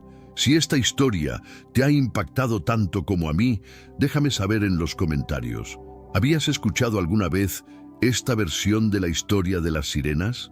¿Qué otras leyendas crees que podrían tener orígenes más oscuros de lo que pensamos? Y si quieres que explore más historias que han sido borradas o transformadas a lo largo de los siglos, asegúrate de suscribirte y activar la campanita, porque hay muchos más secretos enterrados en la historia que necesitan ser desenterrados. Hasta el próximo misterio, mantente curioso, pero cuidado con qué tipo de conocimiento buscas. Y si te dijera que todo lo que creíste saber sobre la Biblia podría estar incompleto, durante décadas, tal vez toda tu vida, abriste ese libro sagrado con respeto, devoción y fe. La Biblia ha sido para millones, quizás para ti también, una brújula espiritual, un refugio en medio de las tormentas, la voz de Dios escrita en papel. Pero, ¿alguna vez te preguntaste quién decidió que debía estar allí? ¿Quién tuvo el poder de decir, este texto sí y este no? ¿Y si te contara que detrás de esas páginas existe un misterio que ha sido cuidadosamente guardado por siglos? Este video no es una crítica a tu fe. Todo lo contrario, es un viaje profundo y revelador hacia el corazón mismo de las Escrituras. Vamos a desenterrar verdades que muchos han preferido no mencionar, no para sembrar dudas, sino para fortalecer tu confianza en lo que realmente importa. Hoy vas a descubrir qué ocurrió en los primeros siglos del cristianismo, cómo se formó lo que hoy conocemos como la Biblia, qué libros fueron aceptados, cuáles fueron rechazados y por qué algunas versiones tienen más libros que otras. Esta no es una teoría de conspiración, es historia documentada. Es espiritualidad con contexto. Es una oportunidad única para entender por qué, incluso después de persecuciones, guerras, reformas y traducciones, la palabra de Dios sigue viva. Y si tú, que has caminado tanto en esta vida, te has preguntado alguna vez si todo lo que te enseñaron fue realmente así, entonces quédate. Porque en los próximos minutos vas a escuchar cosas que tal vez nunca nadie te dijo, pero que mereces saber. Te prometo algo, cuando este video termine, no solo vas a tener claridad sobre el pasado, sino una nueva pasión por tu fe. Una fe más consciente, más firme, más viva. Así que ponte cómodo, abre el corazón, porque lo que vamos a revelar puede cambiar para siempre la forma en que ves la Biblia. Y lo más importante, esto te incluye a ti. Lo que vas a escuchar ahora no es una clase de historia, es un despertar. Porque antes de que existiera la Biblia que tú y yo conocemos, con sus tapas de cuero, sus capítulos numerados, sus versículos resaltados, existió algo mucho más profundo, más vivo, más humano y más divino al mismo tiempo. La Biblia, antes de ser un libro encuadernado, fue una colección de voces, voces sagradas, voces que susurraban en medio del desierto, que gritaban en la cima de una montaña, que lloraban en una cueva oscura, que cantaban entre ruinas, que escribían con manos temblorosas lo que el alma ya no podía contener. ¿Puedes imaginarlo? Moisés en el Sinaí, con el rostro iluminado por una presencia indescriptible, tallando en piedra las primeras palabras de una ley que cambiaría la humanidad. David, escondido de sus enemigos, componiendo salmos que hablaban del dolor más profundo y de la esperanza más brillante. Isaías, viendo visiones que desafiaban la lógica, anunciando un futuro que ni él mismo comprendía del todo. Cada uno de estos hombres no estaba escribiendo porque quería crear una Biblia. No, estaban documentando encuentros con Dios. Y eso es algo que a veces olvidamos. Nos acostumbramos a ver la Biblia como una estructura cerrada, como un objeto, pero en su esencia es un testimonio viviente, un testimonio de cómo Dios se comunicó con personas reales en momentos reales, con emociones reales. Lo que hoy llamamos escritura fue, en su origen, respuesta a experiencias sobrenaturales. Fueron palabras escritas en medio del caos, del exilio, de la guerra, de la adoración, del arrepentimiento. No eran teorías, eran verdades vividas. Y aquí está algo poderoso, algo que tal vez nunca te dijeron. Cada libro de la Biblia tiene un alma. No fue producto de una edición editorial. Fue sangre, fue lágrimas, fue obediencia. ¿Sabías que algunos de esos textos fueron escritos con la certeza de que nadie los leería? Que algunos profetas hablaron a generaciones que nunca los escucharon, pero igual escribieron. ¿Por qué? Porque no escribían para ser famosos, ni para dejar legado. Escribían porque no podían callar lo que Dios les había mostrado. Y este detalle es crucial para entender la autoridad de la Biblia. No es autoritaria porque una institución lo decretó. Es poderosa porque nació en fuego, porque fue escrita por personas que conocieron a Dios, que lo vieron actuar, que temblaron ante su voz. Personas comunes, pero tocadas por lo eterno. La Biblia es, en muchos sentidos, un diario de guerra, un archivo espiritual de encuentros con el cielo. Es como si cada autor hubiese abierto el alma para dejar que Dios la escribiera desde dentro. Ahora imagina esto, más de 40 autores, en un lapso de más de 500 años, en diferentes partes del mundo antiguo, con culturas distintas, con lenguas distintas. Y sin embargo, un mismo mensaje, un mismo espíritu. Eso no es coincidencia, eso es propósito. Eso es un hilo invisible que une a Moisés con Juan, a David con Pablo, a Jeremías con Lucas. Ninguno se conoció, ninguno imaginó que estaba escribiendo parte de un todo. Y aún así, sus palabras encajan como piezas de un gran rompecabezas sagrado. Esto nos lleva a una reflexión poderosa. ¿Por qué esos textos sobrevivieron? ¿Por qué, entre tantos pergaminos, tantos escritos antiguos, estos permanecieron? ¿Quién decidió que estos eran sagrados? No fue un emperador, no fue un concilio secreto en una habitación cerrada. Fue la comunidad de fe. Fue el pueblo de Dios que al leerlos sentía algo distinto, un peso, una presencia, un eco del cielo. Porque cuando alguien leía las cartas de Pablo, no estaba simplemente leyendo consejos, estaba sintiendo el aliento de Dios. Cuando escuchaban los evangelios, no estaban oyendo historia, estaban reencontrándose con el Salvador. Y aquí viene una verdad que puede cambiar la forma en que ves cada página de tu Biblia. Los primeros cristianos no tenían una Biblia como tú la tienes. No tenían capítulos ni versículos, ni una aplicación para buscar promesas para el día. Tenían fragmentos, tenían cartas, tenían pedazos de evangelio copiados a mano, pero los trataban con una reverencia que a veces hemos perdido. Los escondían, los memorizaban, los compartían en secreto, sabiendo que podían morir por tenerlos, porque sabían que esas palabras eran vida. Eran eternidad en papel. Pero antes, comparte este video con alguien a quien aprecias. Nuestra misión más grande en la tierra es difundir la palabra del Señor. ¿Sabías que muchas personas carecen de conocimientos por falta de contenido adecuado? Envíalo a ese grupo de WhatsApp o públicalo en Facebook. Estoy seguro de que no te arrepentirás.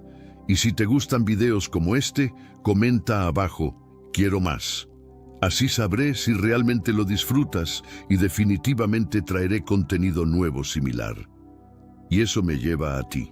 Sí, a ti que estás mirando este video, quizás desde tu casa con la Biblia abierta sobre la mesa o guardada en un estante esperando ser leída. Tal vez llevas décadas leyendo esas páginas. Tal vez es parte de tu rutina desde hace años. Pero dime algo, con todo respeto, ¿alguna vez te detuviste a pensar en lo que costó cada una de esas palabras? ¿Alguna vez te imaginaste a los hombres y mujeres que lo dejaron todo para que tú pudieras tener acceso a ese texto? Porque eso cambia todo. No estás leyendo un libro, estás leyendo un legado. Un testamento divino escrito por personas que caminaron en fe, que vivieron milagros, que vieron a Dios en lo cotidiano y lo extraordinario.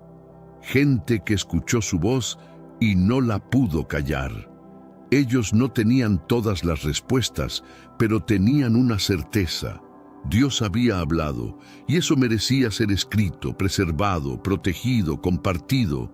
¿Y sabes qué es lo más emocionante de todo esto?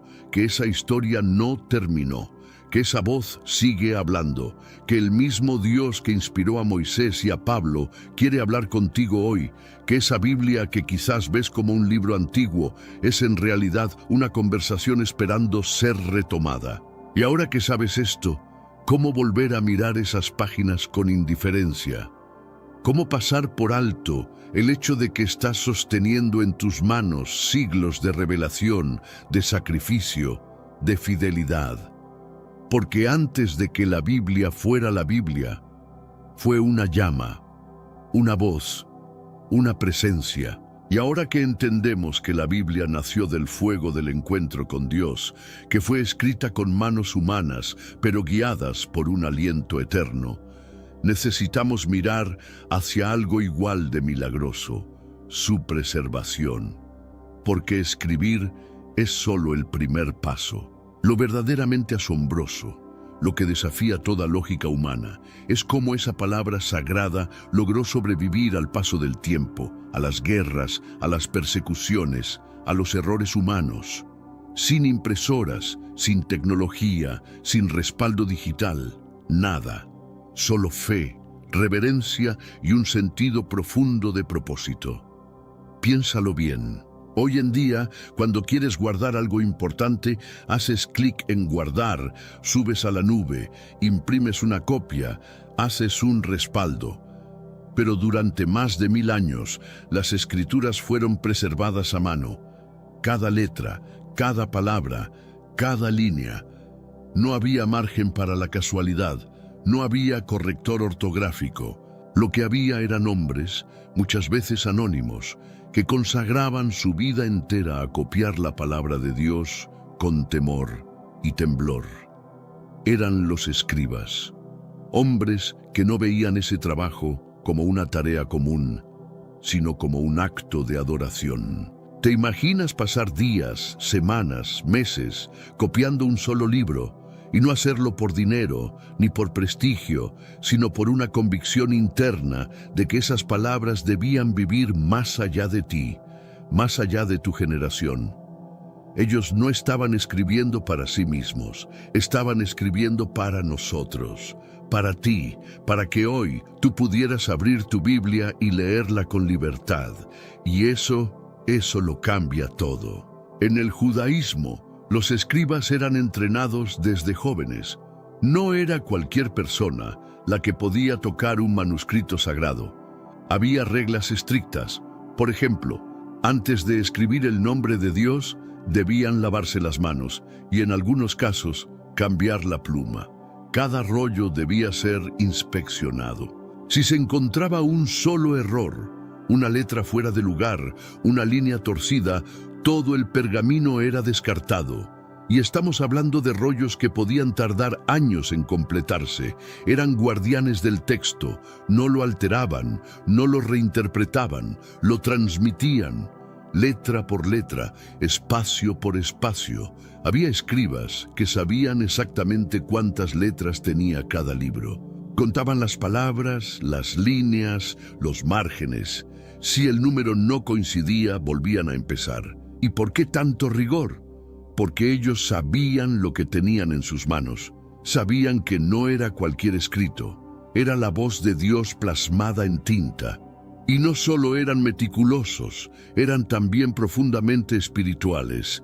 Antes de iniciar una copia, oraban, ayunaban, dedicaban su trabajo al Altísimo, porque entendían que no estaban haciendo historia, estaban prolongando una herencia divina, estaban llevando la llama de generación en generación.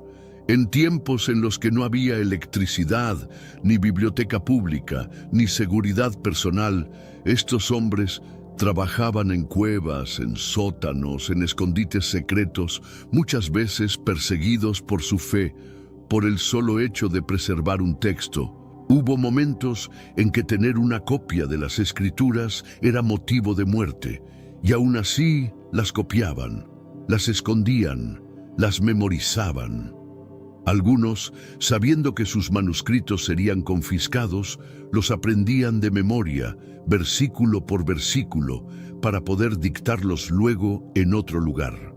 ¿Te imaginas amar tanto la palabra de Dios como para arriesgar tu vida por una copia? Esos hombres, que tal vez nunca serán nombrados en los libros de historia, son los verdaderos héroes espirituales.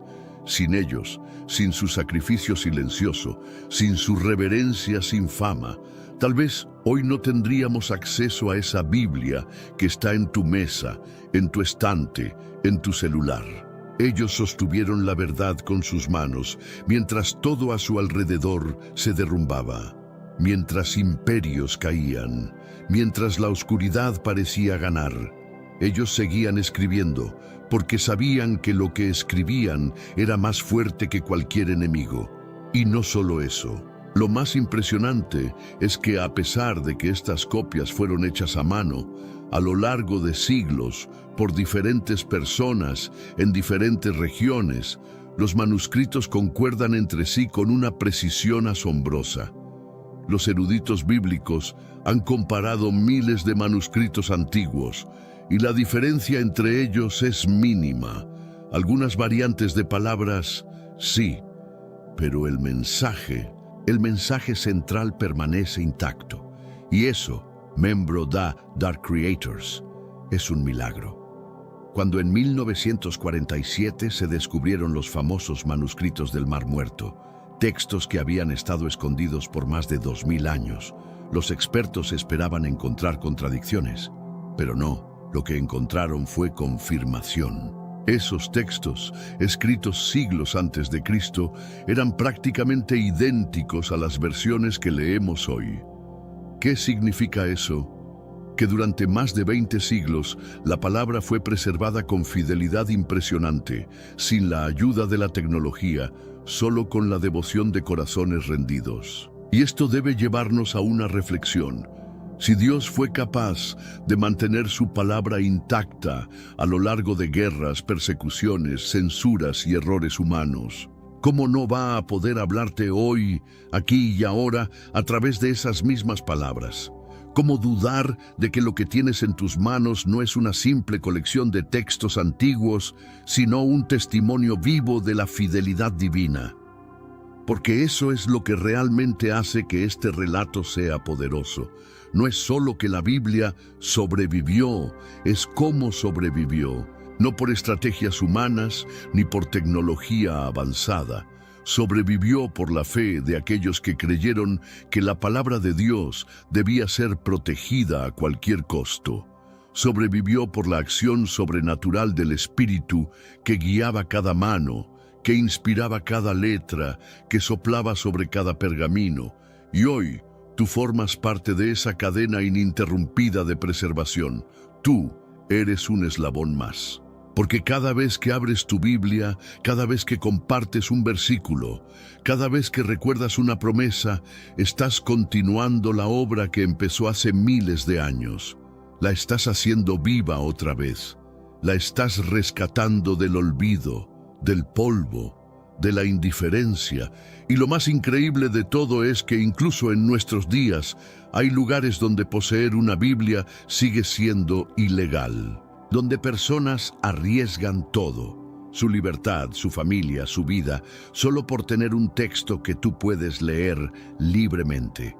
Eso no debe generarte culpa, sino gratitud y responsabilidad. Porque si tienes acceso a la palabra, tienes una misión: no dejarla morir dentro de ti. Y ahora, después de haber recorrido la senda sagrada por donde caminaron los escribas, después de entender el milagro detrás de cada palabra que sobrevivió sin tecnología, sin tinta moderna, sin redes digitales, llegamos a una de las partes más intrigantes de toda esta historia. Una parte que pocos se atreven a explorar, pero que tú, que has llegado hasta aquí, necesitas conocer. Porque no basta con saber que la Biblia fue escrita con inspiración divina, ni que fue copiada con reverencia extrema. Hay una pregunta que late en el fondo de muchas mentes, especialmente entre quienes llevan años leyendo la Escritura con devoción. ¿Quién decidió qué libros formarían parte de la Biblia?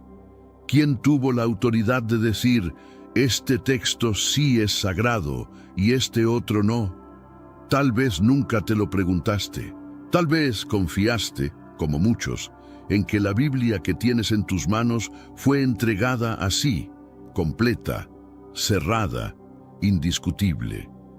Pero la verdad es que el canon bíblico, esa colección de libros que llamamos Escritura, no cayó del cielo ya encuadernado. Fue formado, fue discernido, fue confirmado a lo largo de siglos, no por imposición, sino por un proceso profundamente espiritual, marcado por luchas internas, oraciones, persecuciones y, sobre todo, por la guía del Espíritu Santo. Imagínate el mundo antiguo, sin una Biblia cerrada, sin una imprenta que produjera millones de copias. Lo que existía eran textos aislados, fragmentos, pergaminos rodando de comunidad en comunidad, algunos con relatos de Moisés, otros con profecías de Isaías, otros con salmos de David. Y luego, los nuevos escritos, los evangelios, las cartas de Pablo, las exhortaciones de Pedro, las visiones de Juan. Las comunidades cristianas del primer siglo no tenían una Biblia oficial. Tenían lo que llamaban las Escrituras, y con eso se referían al Antiguo Testamento hebreo. Sí, pero también a lo que iban haciendo entre ellos. Textos que ardían con la misma voz del Espíritu. Y es ahí donde el canon comienza a formarse. No por decisión de un solo hombre, ni de un concilio secreto, sino porque las comunidades de fe reconocían en ciertos textos una fuerza distinta, un peso, una autoridad espiritual que no se podía fingir. Ellos no buscaban textos bonitos, buscaban verdades eternas. Y cuando una carta de Pablo llegaba a una iglesia y transformaba corazones, cuando un evangelio era leído en una reunión y provocaba lágrimas, arrepentimiento, adoración, entonces sabían, esto viene de Dios, esto debe ser preservado, esto debe ser compartido. Pero eso no quiere decir que no hubo lucha, hubo debates, hubo incertidumbre.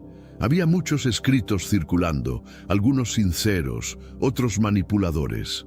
Textos que usaban el nombre de apóstoles, pero enseñaban herejías. Evangelios gnósticos, visiones extrañas, cartas de origen dudoso. La iglesia tenía que discernir. ¿Cómo lo hacían? No era por votación, no era por poder político, era por frutos, por fidelidad doctrinal, por coherencia con el mensaje de Cristo, por uso continuo en la liturgia y por la aceptación unánime en diferentes regiones del mundo cristiano. Y aquí entra un concepto que pocos conocen, pero que tú, al seguir este viaje, necesitas guardar en tu corazón. El canon fue reconocido, no impuesto. La Iglesia no creó los libros sagrados, los descubrió, los confirmó. Como quien encuentra un diamante en la tierra y lo limpia, no para hacerlo diamante, sino para revelar lo que ya era.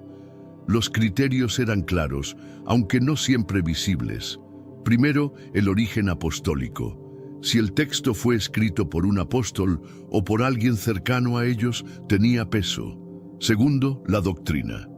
Si el mensaje coincidía con la enseñanza de Jesús, con el corazón del Evangelio. Tercero, la aceptación universal. Si era leído, predicado y reverenciado por las iglesias esparcidas por el mundo, desde Roma hasta Antioquía, desde Jerusalén hasta Éfeso. Y por último, el testimonio espiritual. Esa experiencia subjetiva pero poderosa de que ese texto hablaba al alma, como lo hacían los salmos o los profetas. Este proceso fue largo. En el siglo II ya circulaban listas con libros reconocidos por la mayoría de las comunidades. En el siglo III, algunos textos todavía generaban dudas. Hebreos, Santiago, Apocalipsis, 2 y 3 Juan. No por su contenido, sino por su autoría o poca difusión. Pero lo que nunca estuvo en duda fueron los evangelios, las cartas de Pablo, los hechos. Ya eran parte viva de la iglesia. Se usaban en el culto, se citaban como escritura, se vivían. En el siglo IV, con el cristianismo ya legalizado, llegaron los concilios. Hipona en el 393, Cartago en el 397. No para inventar una Biblia nueva, sino para ratificar lo que ya se vivía.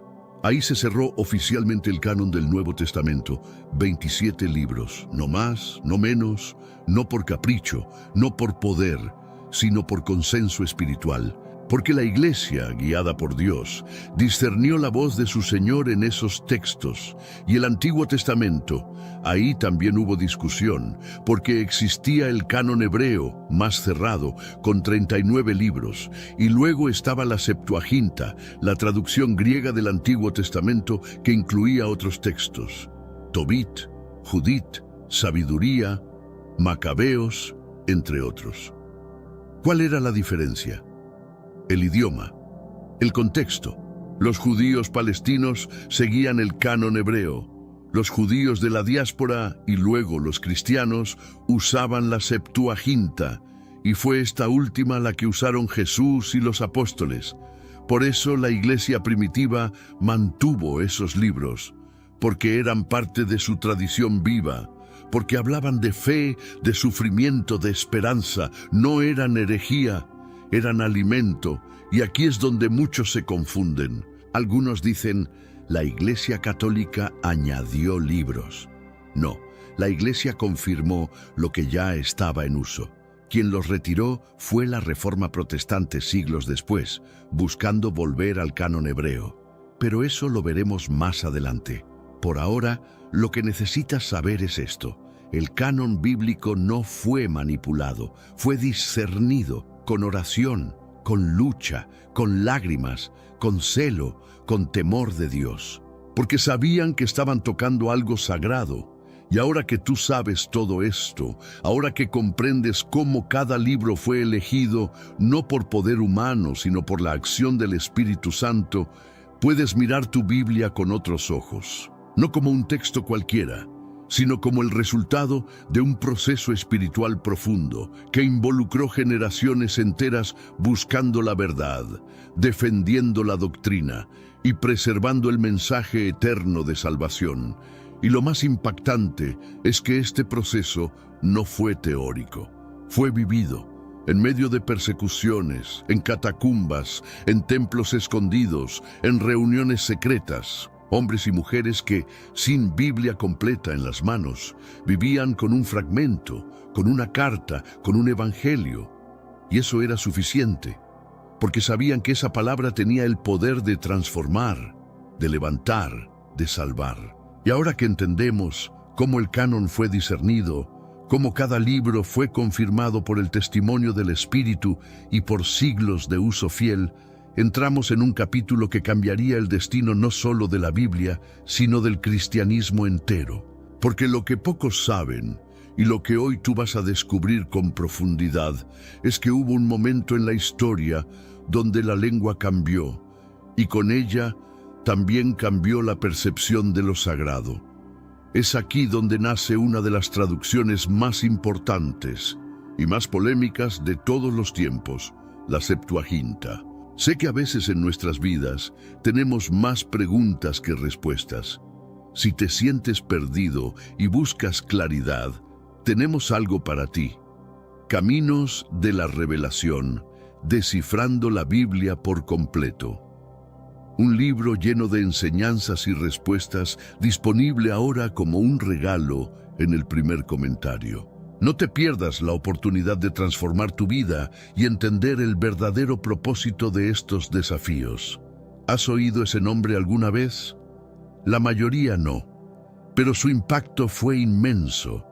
La Septuaginta fue la primera traducción completa del Antiguo Testamento hebreo al griego. ¿Por qué griego? Porque en los siglos previos al nacimiento de Jesús, muchos judíos habían sido dispersados por el imperio. Vivían lejos de Jerusalén, habían olvidado el hebreo, y la lengua franca del momento era el griego. Si querían entender las Escrituras, necesitaban leerlas en el idioma que hablaban en casa. Así nació este proyecto titánico.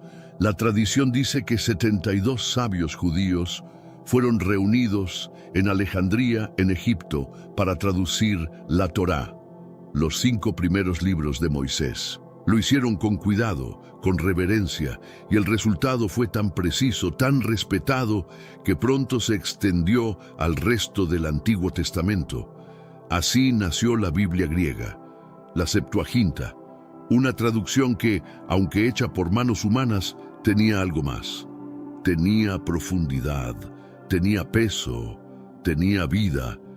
Y fue esta versión la que usaron Jesús, los apóstoles y la iglesia primitiva. Sí, así como lo oyes. Cuando Jesús citaba las Escrituras, muchas veces lo hacía usando las palabras de la Septuaginta. Cuando Pablo predicaba en las sinagogas de Asia Menor, no estaba leyendo en hebreo antiguo, estaba usando el griego. ¿Por qué es esto tan importante? Porque esa traducción no era solo un cambio de idioma, fue un puente entre dos mundos. Un lazo entre la tradición hebrea y la expansión cristiana, pero también un punto de tensión, porque la Septuaginta no contenía exactamente los mismos libros que el canon hebreo. Incluía textos adicionales, libros como Tobit, Judit, Sabiduría, Baruch, Eclesiástico, Macabeos, textos que hablaban de fe, de martirio, de resistencia espiritual. Libros que habían sido escritos en griego, no en hebreo, y aunque muchos judíos los usaban, otros los miraban con sospecha, especialmente después de la destrucción del templo en el año 70 a.C., cuando el judaísmo se volvió más conservador, más cerrado, más riguroso en su canon. Los rabinos reunidos en Jamnia en ese mismo siglo cerraron oficialmente el canon hebreo, excluyendo esos libros. Decidieron que solo serían considerados escritura los textos escritos originalmente en hebreo o arameo, con una fuerte conexión a la tradición profética. Así nacía una diferencia profunda. Para los judíos, esos libros eran secundarios. Para los cristianos, eran parte esencial de su fe, porque la iglesia primitiva no abandonó la Septuaginta. Al contrario, la abrazó, la usó, la memorizó.